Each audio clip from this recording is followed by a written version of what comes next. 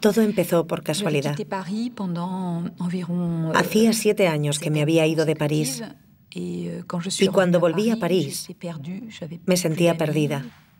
No tenía amigos, ni un lugar a donde ir, ni recuerdos. Luego, después de un tiempo de inacción, empecé a salir a la calle, a preguntarme a dónde iba la gente, qué hacían los que no iban a trabajar, los que se paseaban por las calles, a dónde iban. Me dije entonces que iba a seguir a la gente. Así redescubría mi ciudad a través de sus trayectos y de sus propios deseos. De modo que escogí a ciertas personas al azar, a tal persona porque llevaba paquetes demasiado pesados, a tal otra porque me gustaba el color de su abrigo, etc. Y luego me impliqué más en el juego. Empecé a fotografiarlos, a anotar lo que habían hecho, simplemente para acordarme de ellos. No había ninguna finalidad artística. Un día seguí a un hombre en la calle. Se me ocurrió elegir a una persona más particularmente y seguirla.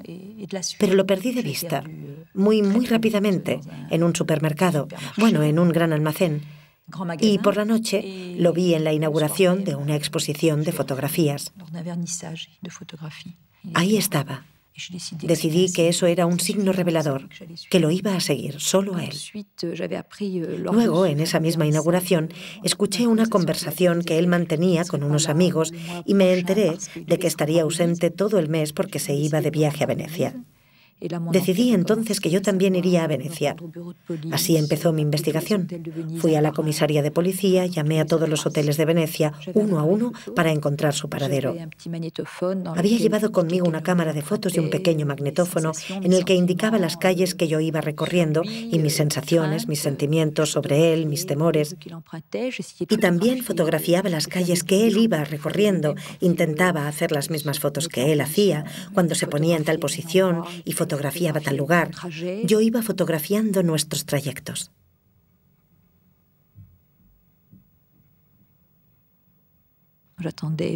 Le esperaba delante del hotel hasta que lo perdía de vista y lo reencontraba más tarde. Así pasaba los días, esperándolo. Soñaba con poder entrar en su habitación, ver lo que leía y la ropa que había traído. Quería observarlo más de cerca.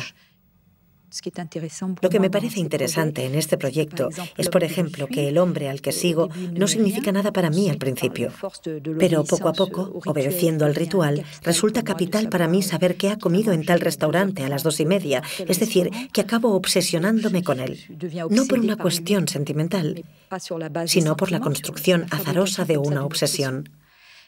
Y luego, en cambio, cuando lo quiero abandonar, cuando todo ha terminado, pues nada, lo dejo y punto. Es decir, que a esa persona que me resultaba indispensable, cuyos detalles de vida me interesaban, el día que lo decido, pues se acabó.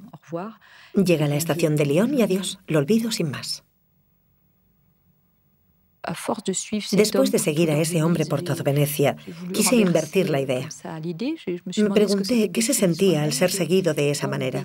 Decidí entonces contratar a un detective privado para que me siguiera. Le pedí a mi madre que fuera a la agencia de detectives Duluc inventando un pretexto cualquiera.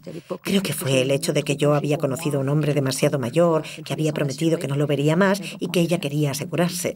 Así pues, contrató a un detective privado para que me siguiera. Más tarde, mi madre recibió las fotografías que me habían hecho, así como también un informe escrito. Yo, durante los días en que me siguieron, fui escribiendo una especie de diario con todo lo que hacía y por qué. El resultado era así un doble retrato. Mi jornada vista por mí misma y por el detective durante los mismos días. Ese era el juego. Me acuerdo de que cuando recibí las hojas de contactos estaba muy excitada, las encontraba muy bellas, había cosas muy divertidas. Por ejemplo, cada vez que me fotografiaban y había una información importante, cuando estaba con un hombre, por ejemplo, se veía borroso, no se podía ver al hombre. Me acuerdo de que me encantó su vocabulario. La vigilada toma tal calle, la vigilada hace tal cosa. Habrían podido enviar un informe ilegible, aburrido, a más no poder. Las fotos podían haber sido... no sé, nunca sé nada. Pero en ese caso, me acuerdo, cuando recibí el material, perfecto, estaba claro. El proyecto funcionaba.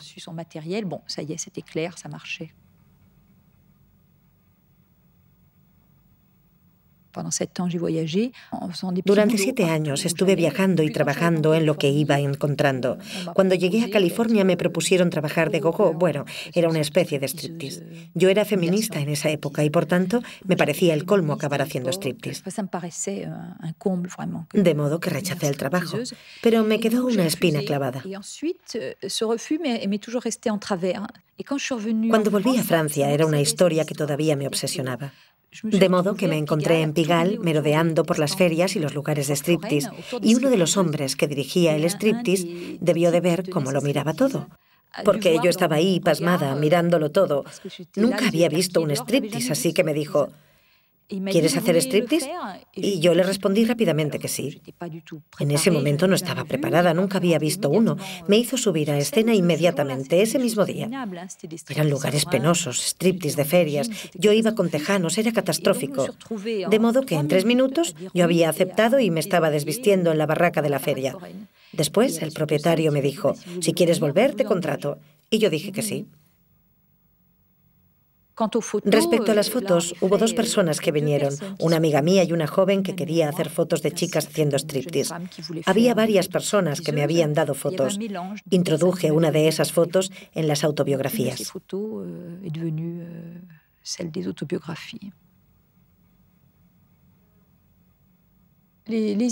Las historias verdaderas son relatos autobiográficos vinculados a momentos importantes de mi vida, momentos que considero claves. Era el cumpleaños de mi mejor amigo y yo quería hacerle un regalo. Como no tenía dinero, no sabía qué regalarle. Así que escribí una historia. Hice unas Polaroids para demostrar que era verdad, como suelo hacer con las fotos. Hice entonces un pequeño libro en el que había 6 o 7 relatos, todos de unos 10 por 8 centímetros, con una decena de pequeñas Polaroids y algunas frases. Creo que en estas historias verdaderas, en estas autobiografías, también está la necesidad de descansar, es decir, de no ir a espiar a otro y de concentrarme en mí, la idea de dirigir la cámara hacia mí, porque nadie puede entonces revelarse, ya que son mis recuerdos, mis historias.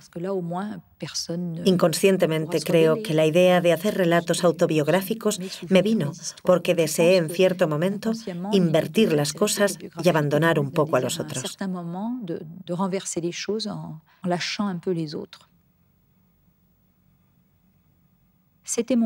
Era mi cama, en la que había dormido hasta los 17 años. Luego mi madre la puso en una habitación que alquilaba. El 7 de octubre de 1979, el inquilino se acostó y se inmoló con fuego. Murió. Los bomberos tiraron la cama por la ventana y se quedó 9 días expuesta en el patio del edificio.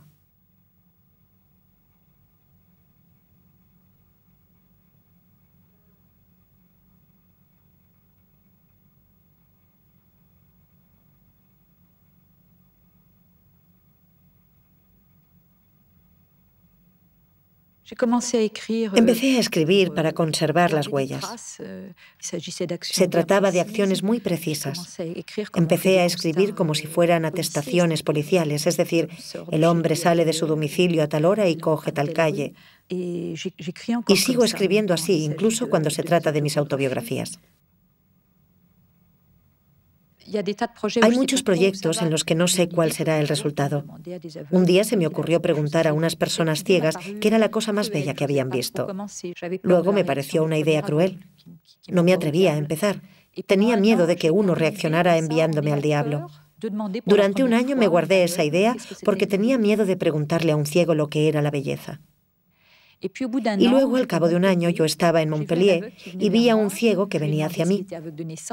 Le pregunté si era ciego de nacimiento, porque es algo que no se puede saber de entrada. Hay pocos ciegos de nacimiento. Me dijo que sí, y luego me lancé, es decir, se lo pregunté. Me dio entonces una respuesta magnífica, la primera que obtuve. Me dijo: la cosa más bella que jamás he visto es el mar hasta donde la vista alcanza. Puede decirse que él me permitió empezar el proyecto, es decir, su respuesta fue muy natural e hizo surgir rápidamente en mi cabeza una imagen. No le había chocado mi pregunta, sino que había respondido como si fuera una pregunta más. Eso me dio el derecho a continuar.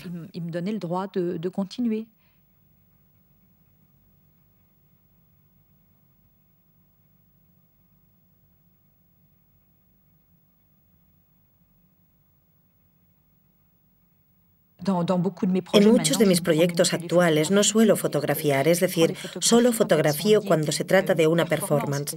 Es decir, cuando sigo a alguien en la calle, soy yo quien hace las fotografías. Las personas ciegas están ante mí y yo soy quien las fotografío. Pero cuando la foto no está ligada a una performance, hago una foto mala con una Polaroid, anoto en ella lo que quiero obtener y luego le pido a alguien que me haga la misma foto, pero sin que sea borrosa. Lo prefiero así, hay más posibilidades de que sea una buena foto. Que la photo soit réussie, disons.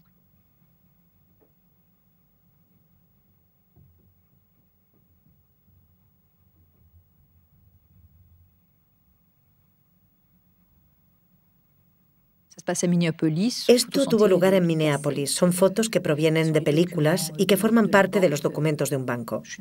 Allí conocí a un detective privado que tenía imágenes y películas en las que se veía gente sacando dinero de las taquillas, de las tarjetas de crédito, y con time-lapse film, es decir, una fotografía hecha cada segundo. Imágenes de cada segundo.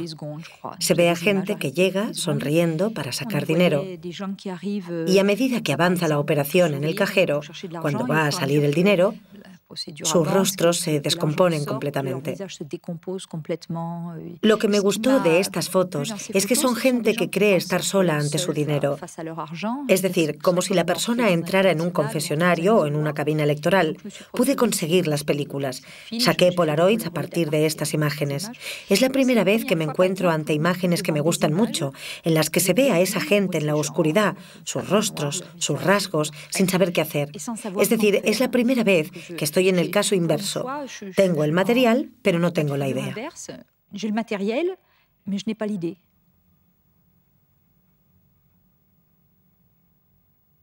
¿Veis estas tres últimas fotos? Es un hombre que me escribe diciéndome que quiere ser mi esclavo, mi sirviente. Me envía fotos suyas. Yo he decidido aceptar, de modo que le he escrito que podía venir. No sé lo que haré con él. Así es el juego, y vendrá. Tengo que encontrar ideas para hacerle trabajar. Eso es todo.